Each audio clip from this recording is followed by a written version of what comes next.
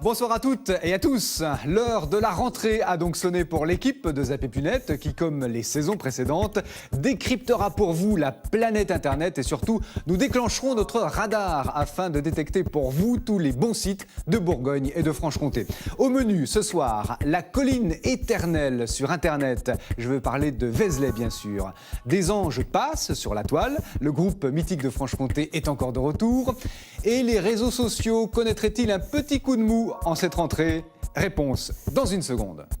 Si l'on en croit donc une étude menée par le cabinet de conseil Gartner auprès des internautes, les réseaux sociaux seraient touchés par une certaine lassitude. Après le grand rush, un mouvement de ressac serait-il en vue? Posons la question tout de suite à un des grands connaisseurs d'Internet, le jurassien Pascal Maguet, qui est consultant. Qu'en pensez-vous, est-ce que vous faites le même constat, Pascal? Bon, c'est classique de donner une information dramatique. On parle des trains qui n'arrivent pas à l'heure. Dieu sait que ça arrive. Mais bon, les réseaux sociaux aujourd'hui en France, c'est plus de 20 millions. On parle du plus grand réseau social. Je vais dire son nom, c'est Facebook. C'est plus de 20 millions de profils actifs. Actifs, ça veut dire des gens qui y vont plus d'une fois par semaine. C'est l'étude qui vient de sortir en début de semaine. Donc, bon, on est dans la phase de maturité. C'est-à-dire que les gens y sont allés, ont regardé, il y a eu des bonnes et des mauvaises aventures, mais plutôt beaucoup de bonnes. Et puis aujourd'hui, ça continue et on en fait des tas d'autres choses de ces réseaux. Est-ce que, d'après vous, on arrive à une certaine maturité dans l'utilisation des réseaux sociaux ? Oui, l'appropriation, elle est là aujourd'hui. Il y a encore un an, quand vous aviez un dîner ou que vous alliez une terrasse de café, on disait « Ah, ça y est, j'ai un profil Facebook ». Aujourd'hui, on n'en est plus là.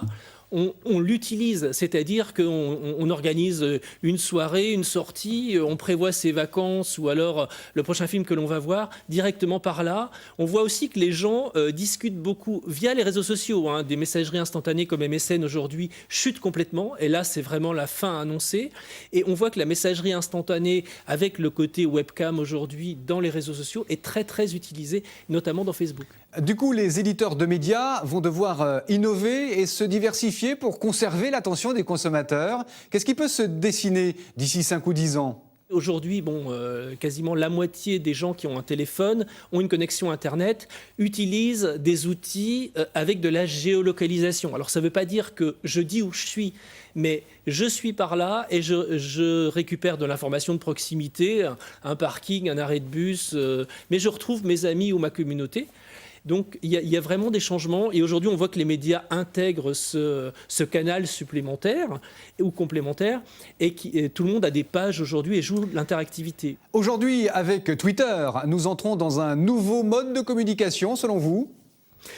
Twitter, on va dire que c'est un mélange de messagerie instantanée, de SMS, puisque c'est 140 caractères, et puis du réseau social, puisqu'il faut se suivre, c'est-à-dire qu'il faut avoir une communauté qui se suit. Mais ça se relie aussi au réseau social. Donc après, si on est dans l'événementiel, si on est dans les médias, si on est là où il faut de l'information qui va très très vite, c'est un outil extraordinaire, mais c'est un outil complémentaire, c'est-à-dire qu'on ne peut pas l'utiliser tout seul. Alors je sais que la révolution tunisienne et autres, ou l'affaire DSK a beaucoup fait pour Twitter en France, c'est pas forcément l'outil universel. C'est un outil extrêmement pointu et intéressant. Les réseaux sociaux restent plus une base universelle où on peut en faire ce qu'on veut, et à tous les âges. Merci beaucoup Pascal Maguet pour ces éclairages toujours passionnants. Et à bientôt. On ne perd pas nos bonnes habitudes. Notre web répondeur a été rebranché après la trêve estivale. Direction ce soir la colline éternelle Vézelay dans l'Yonne, où les amis de Vézelay ont leur site. Pierre Maurice est au bout du fil. Vézelay, si vous voulez, c'est une ville qui appartient au monde, en fait. Je veux dire, le monde entier vient à Vézelay. C'est une ville qui est connue. Et on a voulu montrer Vézelay par l'intérieur, je dirais. Je veux dire, on parle de la basilique, bien sûr, mais on va parler de Zervoz, on va parler de la campagne, on va parler de l'environnement, on va parler de Vézelay comme un Vézélien. Voilà, c'est un petit peu ça. Et pas comme un historien qui passerait ou comme un peintre qui viendrait faire une gravure. Non, c'est les gens de l'intérieur de Vézelay, on parle de notre vie de Vézelay.